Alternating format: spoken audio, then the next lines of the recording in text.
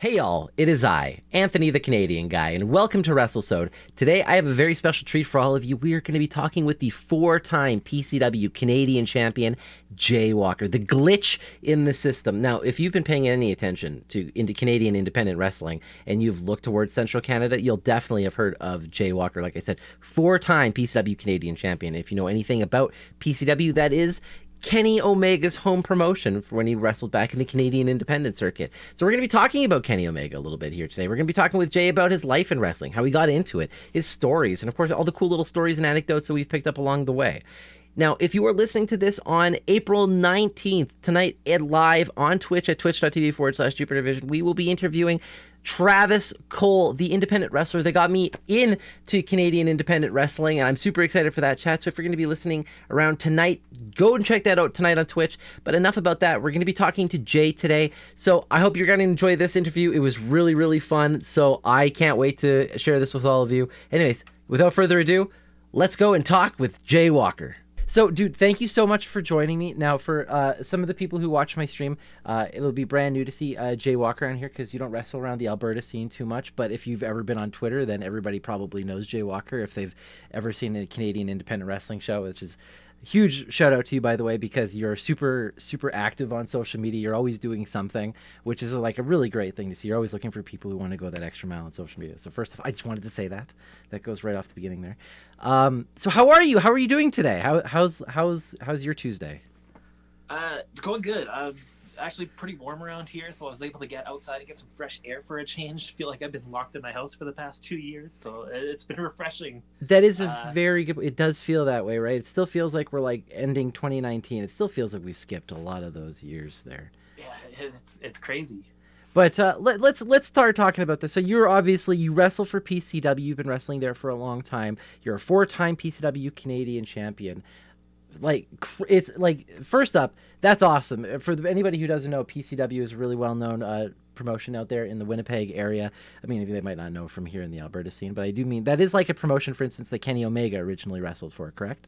That's right. Yeah. Yeah. So like that's like a pretty huge promotion. But so to be a four-time Canadian champion, that's the most that championship belt has ever had for in terms of like four times somebody's held that belt, correct? Yeah. Yeah, I definitely broke that record. I've broken records for how many days I've held it on certain reigns. It's definitely, my name has sort of become attached with that belt, and it's a huge honor because that belt means a whole lot to the city, to the promotion, and to me personally. That's super cool. So what was your first run with that belt like? Because you've obviously held it now four different times. So there's obviously four different great stories that goes into that. But your first run, you're getting your championship. Was that your first run with any belt at PCW? Yeah, no, I mean, I really had to scrape and climb the ranks because originally I started out, everyone kind of knew me. I started out as a referee, and then I slowly evolved into a manager. And then right around that time, there was this influx of younger talent finally that when the Winnipeg scene was kind of waiting for, and names you might recognize like a Scott Justice from the Alberta scene and Jackie Lee. I was with the two of them in a triple threat match. So there's all of us, we're chomping at the bit to try to climb the ladder and make names for ourselves in the promotion. And yeah, it was my first title win, massive anniversary show, packed crowd, and they were stoked to see me finally get the big win. I'd been chasing the title for nearly a year, and it happened, and it was amazing. I definitely still remember that like it was yesterday. That's really cool. So let's even pull it back further than that. You said you started off as ref, then you moved into the managerial role. But even before that, what made you want to get into wrestling? Like, where was that one day you were like, you know what? I love wrestling. We're going to talk about your originally getting into love of wrestling soon. Oh man! But what was that transition like? When were you like, okay, today's the day I'm becoming a wrestler? Or I'm getting involved in wrestling? What was that like? Right. I mean, 3 years old. Here I'm watching WrestleMania 6 on VHS. That's what I want to do. Like, I was just decided right then and there at 3 years old. And I didn't know how. I wasn't aware growing up of a local independent scene or anything of that nature. But you needed a plan going forward anyways. And my parents sort of kicked me out of the house and sent me to university to try to make something of myself, even though I wasn't really feeling that. And luckily at the university, there happened to be a flyer on the floor for a PCW event featuring AJ Styles. So that, of course, rung some bells. I immediately got in contact off the website with who I needed to get in contact with. And sure enough, the next week I was there setting up the ring. And being introduced to the crazy world of local independent wrestling. So one of your very first ever independent shows, you're just getting introduced to it. You're already on ring crew. You're already helping set up the ring. Like that's a very interesting introduction into the world of independent wrestling. Definitely, yeah. It was definitely eye-opening to see what was out there that I wasn't clued in on at all. So you get there, you're setting up the ring for the first time. You're seeing all these names you see, like in AJ Styles, for instance, and you're like, "This is the moment." You're like, "I already just live off of this feeling. I got to do something like this." Absolutely. So did you go from that? You're just like, all right, well, I'm going to sign up. Maybe you start out as a ref. Is that what it was like, or were you training to be Yeah. a wrestler in the back at the same time? There was sort of some like wishy-washy training going on. Like it was just kind of here and there, almost like a drop-in center the day before the show. So nothing concrete, nothing where I could really help build my skill set. So yeah, it was like I'm gonna get in and I'm gonna learn how to referee. That way I have something at least, and I can kind of get in there and get some experience in front of crowds. And that's just sort of how it progressed throughout my career. It was a learn as you go, getting to referee bigger and bigger matches. All of a sudden, the big names like a Kenny Omega trust you with his performances, and then eventually they're like, Jay, you put in some time. We value you. Here's this idea as a manager, and I got to practice my promo skills and really develop a character and start getting reactions. And then it's like, okay, now we're gonna throw you in the ring, and that's kind of it. Just kept evolving slowly over time. So how long has that been now that you've been wrestling, essentially? I had a couple of matches in 2010, but as Jay Walker, fully like, okay, I'm a professional wrestler that's wrestling now. I would say it was December of 2011, if I remember right. So that was like you're just like I'm Jay Walker here. I'm established as a independent wrestler here. This is who I am, and I'm gonna go from here. So now it's been what about 11 years, and obviously COVID makes those numbers kind of because Right. they kind of mess up a little bit those numbers. But even before then, you said you started watching WrestleMania 6 at the age of 3. You're like, I knew this is what I had to do. But like, what wrestlers specifically were you looking at? And you're like just mimicking them, running around the living room. Right. We all did it. So yeah, I mean, obviously at that time, right? You're a kid, you're into superheroes and everything. So the Hulk Hogan's, the Ultimate Warriors. Even back then, I was huge into Bret Hart at the time. Good choice. And then slowly as I got older, you're getting bigger, but it's the smaller guys getting the notice now. So it's like the Shawn Michaels and the Bret Harts that I really focused on. And just that storyline of the boyhood dream and chasing it, it's like, this speaks to me on all levels. Like I'm going full tilt, like just obsessed with professional wrestling at that point. Was there a specific match that really called to you, like you look back on and you're like, that match kind of defined like a big part of my childhood? There's so many of them. I mean, we had tons of VHSs. I can still recite probably the 1996 King of the Ring verbatim, the commentary. That's how many times I've watched. Like I would spend every waking hour. But one match that really sticks out to me was Roddy Piper against Bret Hart at WrestleMania 8. Just Bret getting battered and bloody and beaten, and then Piper picks him up after Bret gets the surprising victory and everything. Super emotional. That's something that always really stuck with me. A lot of the storytelling specifically in the matches. Absolutely. Kind of thing. And it's weird because I didn't go in, like when I started my indie career, I didn't really think of storytelling as a big focus. You're trying to impress people and you're trying to prove that you belong and whatnot. But I've looking back now that I've had the chance to do these podcasts and everything, man, like storytelling is who I am. It's what separates me from most other people on shows. It's really interesting to see how your childhood sort of finds a way to creep back in to now. That's super. I really like how you say it like that because yeah, it's totally all about storytelling. I think at the end of the day, I think that's what drives me personally to watching wrestling. It's like as much as I love watching just top notch wrestling, what invests me most is when I go home at the end of the day, I'm like, oh, what's the story? What's happening next? And I always love that when I see that in specific matches or the way it's told in promos and stuff like that. So that's why I always like seeing your stuff just pop up around Twitter and stuff because I see you stuff. And I'm like, hey, there's Jay Walker. There's somebody I know who's gonna be cutting a good promo. So that's always awesome to see. That's awesome. Appreciate that. So how was that like growing your brand? Like you said, you started being Jay Walker in 2011, but obviously Jay Walker in itself has making a couple of different transitions in who Jay Walker is. Even from the first time you won the Canadian Championship to I think the third time, like the persona was completely different, but it was still Jay Walker. How did you find yourself in wrestling? Like what were the big things that you learned that changed your character around? I'm just a naturally creative person, and that's sort of always helped push me to challenge myself to kind of paint outside the lines. when I first started, I did start as the social media superstar. That was the idea going. And this is early, like, this is even like my manager days.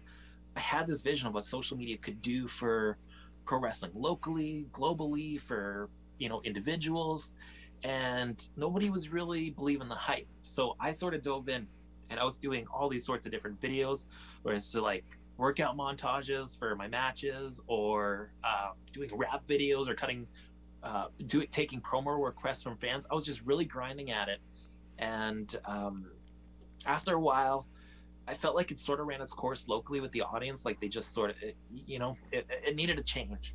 And I really, again, reflecting on childhood a lot, everyone was kind of doing the same thing. So I really wanted to go and do something really different.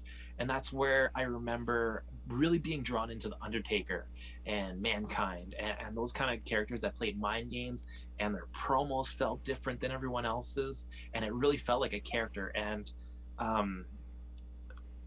it was never officially called that, but like this social media sociopath gimmick that I came up with, I changed the complete look. I dressed up in a dress shirt and a vest, like a really clean cut professional. But when I got in there, like just the whole demeanor completely changed, and really took it up to a whole nother level. And I remember initially when I started it, there were some old guys in the back that are going, I don't really like this thing that Jay Walker's doing. But once they got used to it and really seen it kind of evolve quickly, and it really started getting big reactions, there was a lot of guys coming going, man, you've really got something here. Like, this is different than what everyone else is doing. You stand out amongst everyone else. So it's like, I'm on the right track here. I'm having fun doing something different. But again, I just naturally creative. I've always got voices in the back of my head saying, what if we try this? And then what if we go this way? And then what if we try this next time? It's just constantly evolving. That's awesome. Well, now in terms of actual wrestling yourself, like you've been wrestling for about 11 years. I wouldn't even say that any wrestler will ever say they've done what they want to do in wrestling, but have you hit some of your milestones or some of your big goals that you would like to do in wrestling? Like, have you hit those, like, this was on my bucket list of wrestling already? Not really. I guess, I've had pretty much every match type I've ever wanted to have. I've done ladder matches, 60-minute Iron Man matches, casket matches, steel cage matches. One on the bucket list, I don't know, just again, that childhood comes knocking. I really want to do a blindfold match at some point. I don't know how or when, but it's got to line up. That sounds like a ton of fun. I guess in that sense it has, but I've still got a million goals, and I always keep open to ideas as far as how far I can go, because I did not expect to be where I am today. Even with COVID happening, things have changed drastically over the last couple of years, and I'm really excited about the potential of my future. Well, that actually moves me straight into the next question, which would be, what are some other bucket list items that you want to be doing in wrestling? Like, what are some big goals that you would love to achieve, or things you would love to do? Definitely wrestle in front of bigger audiences, wrestle outside of the Winnipeg scene. I know a lot of people are begging me to go to Ontario, Alberta, even down south in Pennsylvania and Florida. That sounds amazing, and I hope at some point we can get to do that. Wrestle on some pay-per-views would be great. Getting in the ring with people at a much higher level that demand me to perform at a much higher level. You get sort of comfortable wrestling the same guys in the same scene year over year, and I've been blessed to get to work with a lot of new guys, but I want people that are better than me and have name recognition, that really challenge me and put some different eyes on me, so I can really prove myself. Yeah, we gotta ask you. You should throw some names out there. Come on, what are some names of some, like, goal matches you would love to have? And they can be completely dream matches. You're totally allowed to throw those out there. No, for sure. Definitely one on the list has to be Joey Janela. That guy built an amazing platform for himself and really created an opening for indie talent to make a name for themselves. We have very kindred spirits in how we plan our matches, and as well as I think our drive to bring other people up with us. So I would love to get in the ring with him at some point. Man, there's a ton out there. And I'll say one more. The one on my bucket list ever since I was a kid is Winnipeg's own Chris Jericho. I never thought that'd be possible unless I made it to the big stage. But the way things are open now, and everybody's talking about forbidden doors and some connections that Winnipeg has with those guys, maybe one day it could happen. So I'm kind of excited about that. And he's still in really good shape, even if he started to slow down over the next few years. You still get Chris For sure. Jericho at the ring. I mean, that's what an amazing thing that would be, hey? Yeah. So does that mean you would love to wrestle for some of the bigger promotions as well? Or Oh, like AEW, WWE, New Japan? AEW for sure. I think that they have a really exciting product going on, and their values kind of line up with mine. Definitely, that's something that's been on the radar since day one. They're actually um, specifically the elite group, but All In is what inspired me to do like my whole vlog and just like full on social media content. So really, that's where the light bulb went off for me. It's like, okay, this is a viable option for me, and I've been inspired since. And it's awesome to see the product grow to what it is today. So I would definitely love to get in their ring just to say, you know what, I kind of followed the path and I made it here too. So you've been watching AEW since day one, kind of like one of those loyal fans. I Pretty can't wait consistently, yeah. for a Canadian show. I'm pretty sure everybody's super excited. I hope it happens here shortly, especially with the Owen coming up here sooner than later. I hope something happens in Canada. Oh, I'm Crossing sure it my will at fingers. some point. Yeah. You're gonna be like looking first for that extra. You're like, whatever you need, I'm signing up. I'm gonna be there, right? Fantastic. Well, so specifically, you do other things too outside of wrestling. I mean, you've got quite a large repertoire of things that you've done, from making, like you said, videos and promos that you've put it on YouTube. You do your own podcast yourself. I mean, there's lots of stuff that you do. Tell everybody a little bit about the extra things that Jay Walker is also involved in outside of the world of wrestling. Yeah, so like I said, after All In, I just sort of did the dive on the whole vlog thing. I do it very different though from the style. I don't just flip the camera on backstage and chat with my buddies. I really like to tell people what I'm going through, whether it's like planning the matches or the relationships I built with the guys I'm in the ring with, or even sometimes the struggles. I was in the main event of the last anniversary show we had, which I had never had that kind of pressure on me. So I discussed and kind of went through the stress and the anxiety of trying to go through that. And, I put all the pressure on myself too. I really love delivering like knockout performances. And this was a totally different game for me. So just being open and honest with the audience, that was huge for me. But obviously COVID happened, had to kind of switch up the game because you kind of run out of things to talk about when all you do is just stay at home. So yes, I did start a podcast called Digital Deep Dive, where I sit down with wrestlers and people from my past, and we kind of share stories. It's really interesting, and I try to keep it as short as I can, like 30 minutes or so, just to kind of help tell those stories and bridge those connections with some of the guys you do see on the vlog, and hopefully create a little more awareness for what's going on around me and the people around me. Other than that, yeah, I've been doing promos. I've been doing a little bit of everything. It's been a challenging, but a good kind of challenge to keep my name out there. One of the more famous ones that really blew up was Cody Rhodes when he won the TNT title. He had the open challenge, of course, and everybody was kind of throwing their names in the hat. And when it came to indie guys, there were three names mentioned most whenever you went on AEW's or Cody's or even like the Fight TV accounts when they were asking who do you want to see next, and it was Warhorse, it was Nick Gage, and it was Jay Walker because of some crazy promo video I did that really blew up and got a lot of people's attention. We're gonna have to post that video here after. I'm gonna have to get a link at least when we get this over to the YouTube. We're gonna post that in the I will comments find it before. for you. Yeah, because I want to see that now because clearly I missed out on something amazing. Now, in terms of coming over, you said you would love to wrestle outside of the world of Winnipeg. I mean, have you done much wrestling outside of Winnipeg at this point, or have you been mostly stuck within the world of Winnipeg for the majority? Mostly Winnipeg. I haven't been chasing it, but now that there's a demand and there's people out there that really want to see me, that have been like so amazing for all my things that I'm so busy doing, I really want to kind of pay it forward and let them be able to see me live and be able to meet up and thank them in person. But yeah, no, definitely excited, and especially that Alberta scene I know has a lot of good talent that I would love to get in the ring with. I'm sure I speak for everybody in the Alberta scene personally when I say we would love to have you here.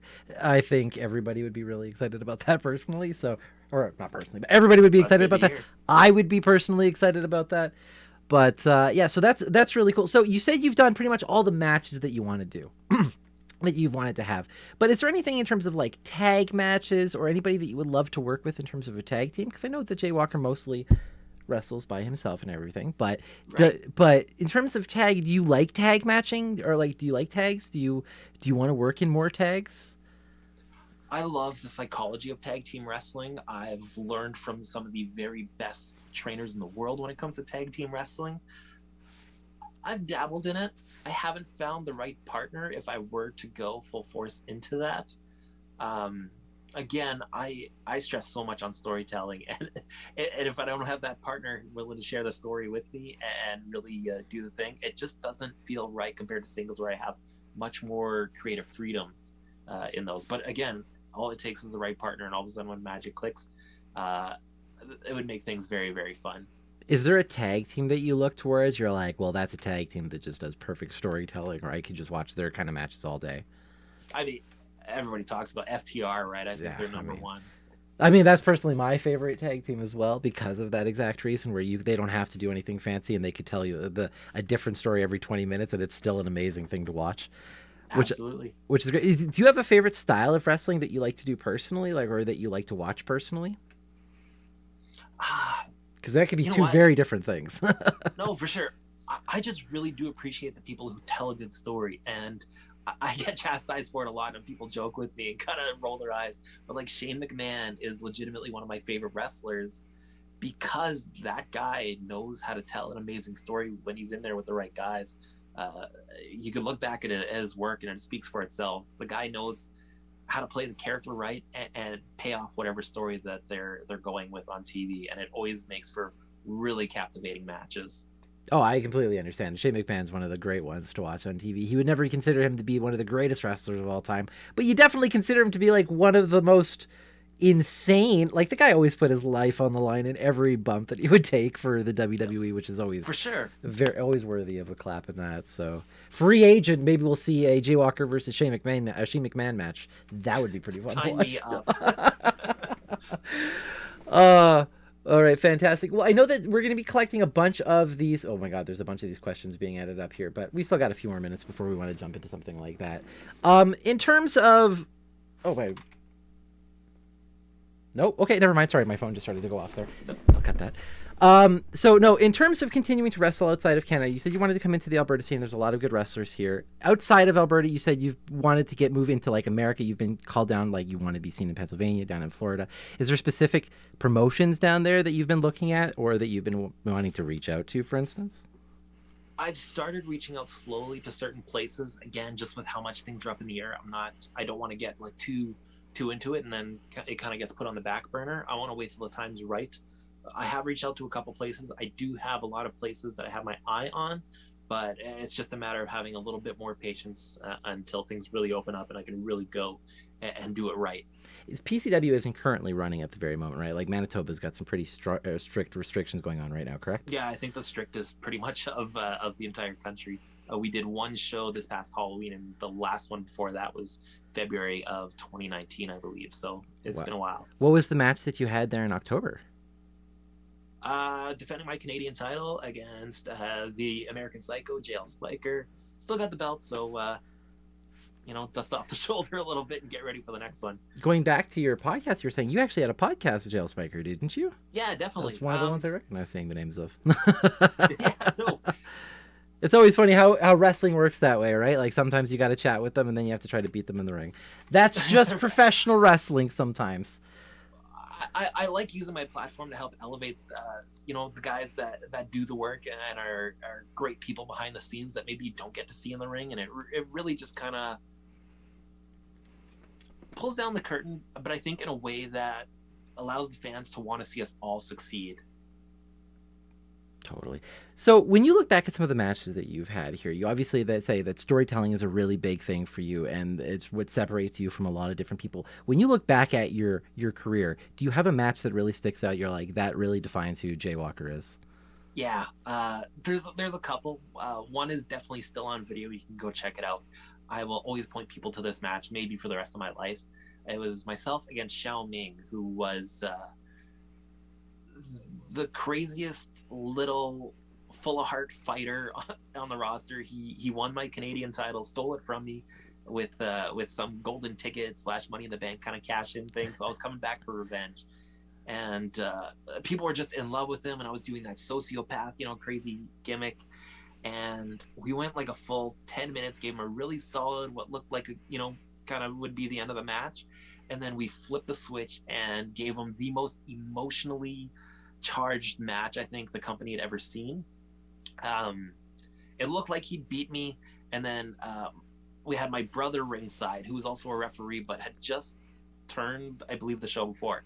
Pulled the referee out, threw the referee shirt on, and started refereeing the match. But he had a move established, the ref 5, and dropped Xiao Ming with the ref 5, and you thought that was going to be it, and Xiao kicked out. The place just exploded, and then you think we're going home, but no. Then Xiao Ming's tag team partner comes out, and it looks like he's going to even up the odds, but he turns on Xiao Ming, and you think it's over then, but Xiao kicks out again, and the place somehow got even louder. And then Xiao had to overcome myself, his old partner, and my brother, who was the referee for the match, and did it successfully. We're talking dives all over the place. It was just insane. There was a point in the match near the end where a crowd member literally said, and I remember hearing it in the ring knowing we got him, was he said, "I am so emotionally invested in this right now." And that just put the biggest smile on my face, because I knew like they understood what we were doing. They were hooked, and we got him, and we wrapped it all up at the end in just this phenomenal 20-minute match that I'll never forget. I'm not gonna lie, just watching you tell that, so I'm like all smiles. I'm like super invested myself. I gotta go watch this match now, because you could just tell how much it was great to you. It just works. Oh, for sure. I mean, it was the biggest smile on your face when you're talking about that. Now, you said there was 2. That was one. What was the other one? There's another one I had with James Beaver. We had planned this match, but right before our match, the ring broke. So we had to scrap our entire plan and brawl around the bar until the ring was fixed, and then kind of finish the match in the ring. And for going with no plan at all, I don't know how we did it, but we pulled off the most magical matchup of all time.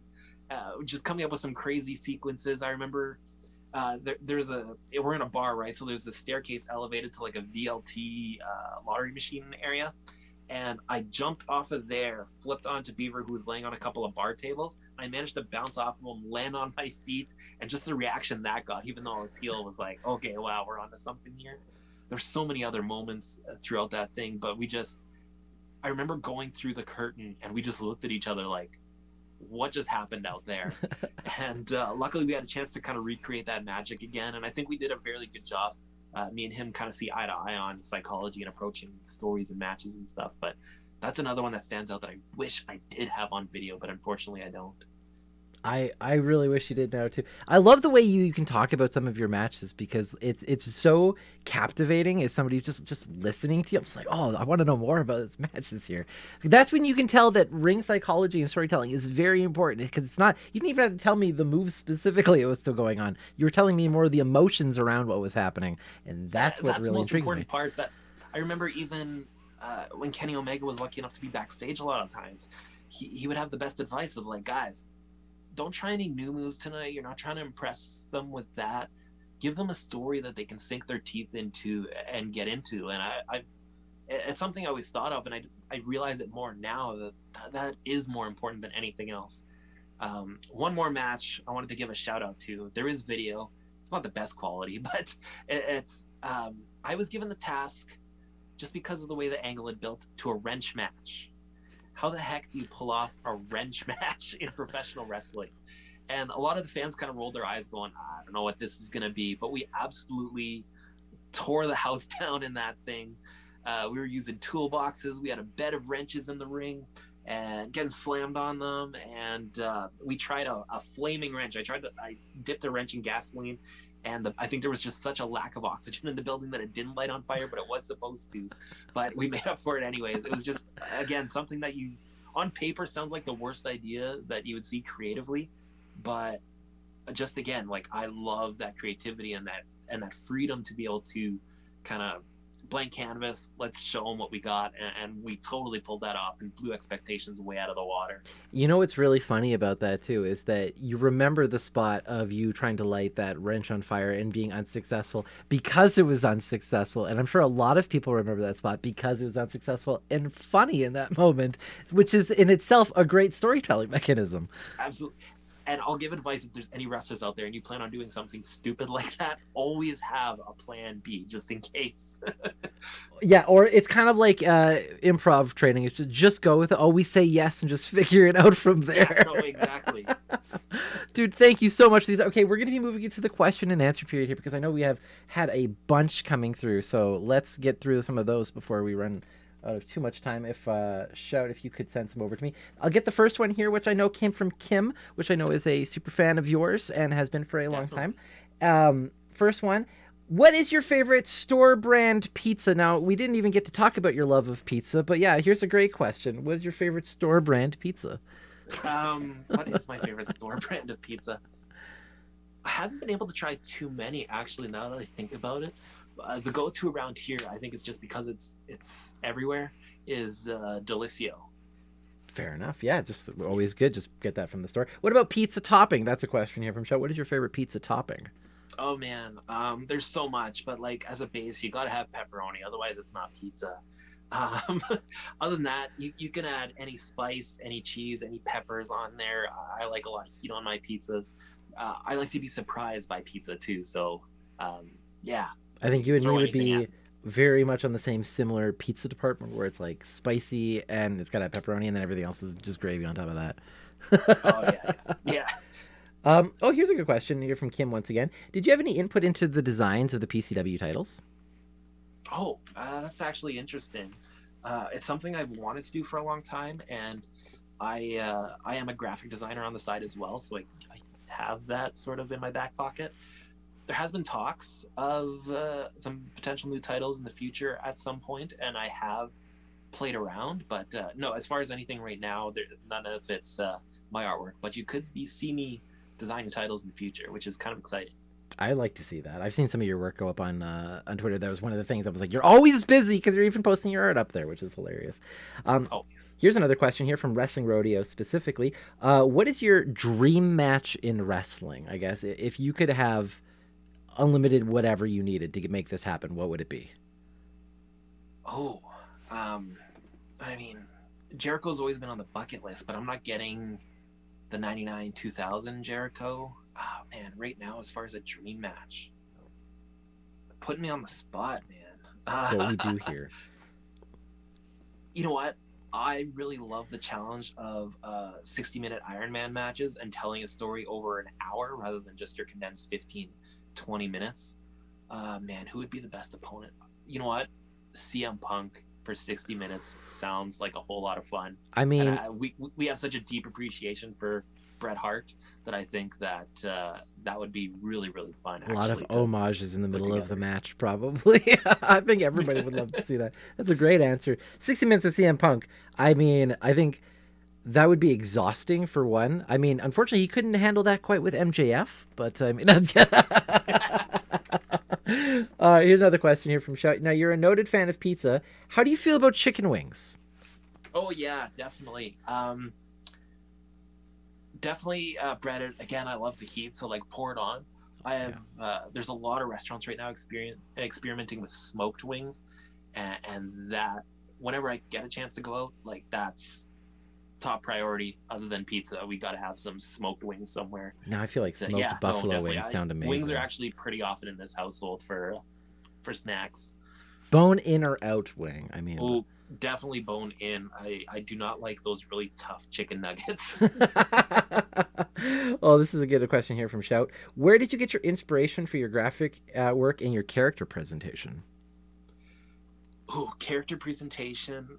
Which is great, by the way. Everybody, which is great, by the way. I have to say, every time we get to see the glitch in a promo or like the mask that you put on, oh, it's just so good. I appreciate it. I got the match. There it is. Yeah, I mean, there's so much inspiration. Initially, when I was figuring out the sociopath character, that was like, okay, I got to buckle down. What were my favorites growing up? And there's a lot of inspiration from Macho Man Randy Savage, Ric Flair, Goldust, Mankind, as I spoke earlier, Undertaker, as I spoke of. There's a little bit of the Joker inspiration as well, like just stealing outside from wrestling now. And it really morphed into something great. And I can turn that character on with a flip of a switch. But after a while, again, it just sort of felt like something needed to change. And now I'm drawing inspiration from, there's a little bit of Sting coming in, a little bit of Casey Jones from the Ninja Turtles. That's I think where a big part of the mask comes from. Great and reference. that look. Man, what else? There's really like so much of my childhood coming in. Bret Hart, of course, is a massive influence, as I spoke earlier, and Owen Hart as well. Just his ability to like troll people was just phenomenal, and I try to incorporate that as much as I can when I'm a heel in the ring. But yeah, there's a lot of different influences, and it's really become my own thing. And like I said, just flipping on a switch, it's really cool to channel that totally different person that kind of lives inside of you. That's and I gotta say, just first up, the mask though, like whenever you have that thing turned on, it's just so cool. I every time I see that, like even like the pictures and the promo art that we were using, that thing is just awesome. It Like, was, and it's funny because it was during the Cody Rhodes Open Challenge as well. Like I was doing a video every week. The first video really blew up, but I wanted to keep telling stories through videos on a weekly basis, and I was doing that, but I needed to step it up. And I don't know what it is, but all of a sudden this mask popped up on an ad, and I was like, "Yep," and got it, and it immediately got a great reaction. And I since then, like it's a great way to brand myself just that much further with a recognizable image. oh, I completely agree. I mean, I always like to think of it like Danhausen, for instance, is an amazing wrestler and he does fantastic, but would he be where he is without that little bit of red makeup under his eyes? Because, I mean, I think that little bit of red is really what sells. But it's what Absolutely. people remember, right? Like, if you saw Danhausen without his mask on, or I'm sorry, with his demon makeup on, you wouldn't really recognize him as Donovan Danhausen like you did back in the day. But he was able to brand something that's so recognizable now that if you see that, even like the cartoon image of his face, you're like, that's Danhausen. Absolutely. And that's great, and especially when I see that mask, for instance, like even when I saw it like put on like a smaller like doll version or like the art of it, I was like, "There's Jay Walker." And that's something too that's always been in the back of my head. I don't know which wrestler said it, but they said to make sure that if someone were to draw you, it would be instantly recognizable, and that's something that always stuck with me. That's why I do the blue hair, and the mask now. Like there's different elements definitely that bring that out because I want to be the person you remember every show that I'm at. You know, I think it was on an interview that Adam Cole said something very similar. Where I can't remember who the wrestler it was that he was referencing, but he went to an indie show and the guy just kept always yelling his name out, and that's what gave him the inspiration for doing the Adam Cole Baby. It's just like because if you were to leave a show, who are you gonna remember? You're gonna remember the guy who just kept yelling his name over and over again, right? Right. So there's a perfect example of that, right? Always be the Absolutely. person people remember when you leave at the end of the day. Here's another great question here. So, how much practice do you actually get in before doing a real match? Like, how much practice do you usually put in? I guess this would be specifically like maybe depending on opponent. Obviously, different opponents that you work differently with. But like, how much practice do you usually get put in before a match actually happens? So rarely do I get into the ring to go over anything unless there's something really new that I want to try. Something that stands out specifically is a wrestler was going to clothesline me, and I wanted to grab his arm like mid clothesline, backflip over it while hanging onto it, and then deliver my pedigree to finish the match. That's something specifically where I had to go over it a few times to make sure that we got it right and wouldn't screw it up after wrestling for 15 minutes. But overall, most of the preparation goes on in my head. I will, as soon as I know who I'm working on a show, my gears will be grinding. I will be watching matches to get ideas. I'm really trying to figure out the best way to tell a story, and I'm going over it over all hours of the night. I just obsess about it because I really want to deliver the best performance I can every single time. So you find your favorite opponents are the ones that you put the most collaboration in with, where they're like equal say in both, or do you like the ones where they're like, "All right, Jay, what are we doing?" I love those blank slates, and I love people willing to try anything because I feel like I've earned that, and I've really proven it. Sometimes I get thrown guys with like just a couple of matches of experience and then totally blow their trainers' expectations out of the water with like a solid 15-20 minute match that they didn't know they had it in them. And I really love those blank slates, but certain guys definitely I've really learned to collaborate amazingly with, especially doing that 60-minute Ironman match. Just to to put together 60 minutes is a lot of hard work, so that collaboration is needed. Yeah, no, those clean slates where I have the paintbrush and I can just tell my story, those are the most fun. Do you have like a shout out to any of like the new age talent or one of the younger guys that you got into a ring with and you guided the match, but they just put on something phenomenal with you, even though they were really new? Xiao Ming was one of those guys. Oh, he was new, is he? By the way, you telling it, Yeah, I he was was like new. veteran over here. Yeah, he was new, and I think just because he was young and really small and full of fire, people really gravitated to him. So we got thrown into a program, and I think we had like 7 matches that year throughout a couple of promotions in Winnipeg, and every single time, and we're going 15, 20 minutes, like he would remember everything, he would be there for everything, and just he had it, you know. Man, there's a couple others, but even Alex Vanna, who's been around for a while now, but I remember him just starting out. He was another person that was just there for everything and really understood what was to be done in the ring. Those are a lot of fun. I always love when you hear that, especially with the young guys, where it just kind of comes in naturally, and you're like, well, they're amazing. Yeah, right. Here's another quick question for you. You made a video about your gear being stolen once before a tour, hopefully only once, and told a story about how you borrowed a pair of cheap tights that were wrecked before the end of the tour. Did you replace the tights that got destroyed with the tights that were just as cheap? Yeah. So what was it? Yeah, my entire gear bag got stolen, and I had about half an hour before bell time, and I had 3 matches to worry about that night, including a tag match with Kenny Omega. So like, Oh wow! all the stress of the world is already on me, right? And then gear goes missing. Luckily, Buddy had an extra pair of stuff he bought for like $20 off Alibaba or something like that, like some really cheap, site, and threw them on, and they were ripped after the 3rd match. Finally, they're just like they'd seen enough already. So, and we were doing a tour that weekend, and I still had. That was the same weekend as the Iron Man match tour. Luckily, I wasn't too far from home. Grabbed a pair of sweats and just kind of worked in that. Didn't have any boots for a while. Like it was rough, but as defeated as I could have felt in that situation, I was just having such a great time on the tour. I was having such great matches, working with so many great people like Kenny, like Jimmy Hart, who was with us. Giselle Shaw was still around at the time, and getting to work with her was a treat. And then, of course, the Iron Man match was like the main focus because that's how we were ending the tour. And yeah, no, after that, I was definitely back to the drawing board on how can we change Jaywalker's look. I think it's a testament to you saying this right there, but like, you lose your gear, but I'm going to be teaming with Kenny Omega later, so it's still okay. Everything's going to be fine. We'll figure it out. We'll figure it out. Why not, right? Here's not a question, but would like to thank Jaywalker for coming to tell us great stories. I agree. That's great. That wasn't a question, but thank you for that.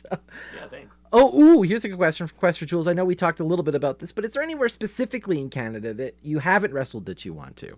Now, you already talked a little bit about coming into Alberta and wanting to move around into like the Ontario, Quebec, but is there like a specific city or a specific promotion that you've always been like, I've always wanted to wrestle there? I've always sort of kept my ear to the ground as far as what's going on the Canadian scene.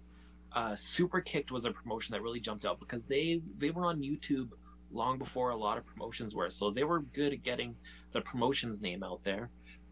Another one that's jumping out at me is C4 out of Ottawa. A lot of phenomenal talent there. I think that'd be a great place to go and mix it up with some very talented people. And there's a new promotion out in BC, NEW, and I can't remember what it stands for right now. But they seem to kind of understand where the business is headed, and as far as distribution of content and whatnot, and that's stuff that I very much believe in. And hopefully, I can make my way out there too when I make the trip to Alberta. I hope so. Well, hey, as soon as that's happening, I'll be there with my signs. I'll be cheering for Jaywalker. I'll make it to that show right for sure. Here's another quick question: what topping will you never put on a pizza? That's a good one to finish up towards the end here. Man, I'm trying to think if I've ever had a bad topping on a pizza, and I don't think and I've tried some things. Let me tell you. You've done the anchovies. You've gone that route. Yeah,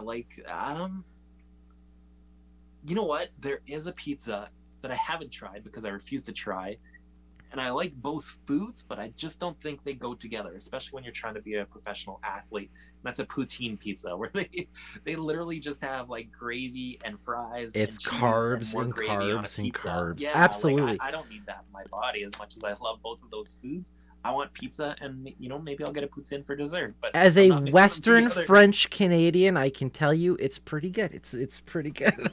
You enjoy it, yeah? I mean, it's not my favorite. My favorite pizza doesn't even have meat on it. I'm weird, but I mean, if I'm gonna go a little bit extravagant, covering my pizza in French fries and gravy and cheese, it just sounds great, like a great idea to me. Oh yeah. See, where me, it's like if I'm going out for pizza, I want to enjoy pizza. Oh, for sure. I mean, when I go out for pizza, for me it's always like the spiciness into a pizza. I like banana peppers and stuff like Oh on my yes. pizza. Like that's the thing that really brings out a pizza to me is that banana pepper. Me and you are gonna sit down after our show, and we're gonna go out for pizza. Yeah, man. We're gonna light our livers on fire. Well, hey, I'll always eat. I've got an iron mouth, so I've always up for like spice competitions with people. So that's always happy for me. What about Nutella pizza? Here's a question from Quest for Jules. Is that a pizza to you? What's your thoughts on a Nutella pizza?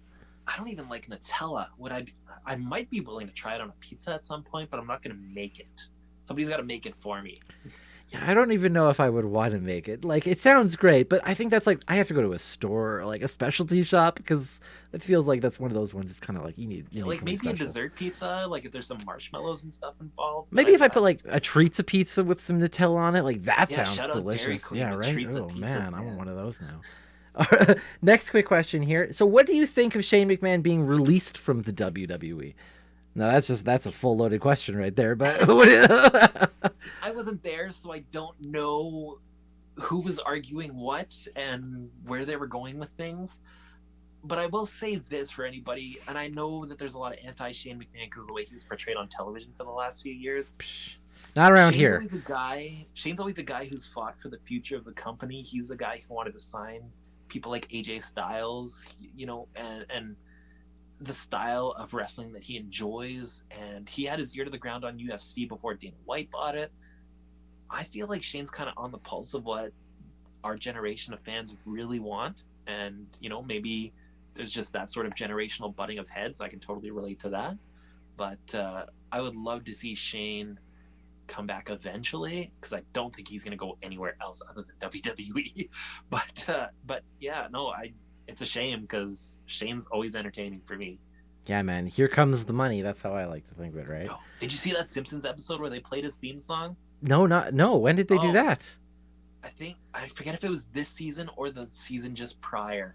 But when they played it, oh man, I have never ever jumped out of my couch so fast. I would pop entirely for that. To be honest, I don't really watch The Simpsons anymore, but I mean, it was a staple show of mine growing up for sure. No, so. and my daughter's super into it, so I was just sort of sitting there with her, and then all of a sudden I was like, "Oh my god, this is the greatest thing ever!" Simpsons is always great. They know what they're doing sometimes. They're always good at that. Here's another great one. I think we can end on this one. You want to plug your podcast one more time? We have a trucker in the chat here who's always looking for new podcasts to listen to.